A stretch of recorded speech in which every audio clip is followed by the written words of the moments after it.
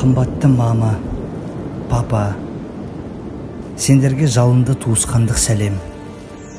Дендерің сау ма, жақсымысыздар?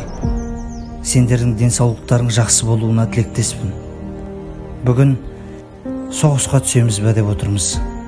Бұл ақырғы майдан болар. Тірі қалғандар бақытты, ал өліп кеткендерге Тәңірінің жазғанында. Оған өкпе жоқ. Талғат балаңның қандай адам екенін түсінбедім. Маған хат жазбайды. Тірі қалсам тоқпақтармын деген ой бар. Қой жарайды, жазуға уақыт жоқ. Аман болыңдар. Сәлеммен балаңыз.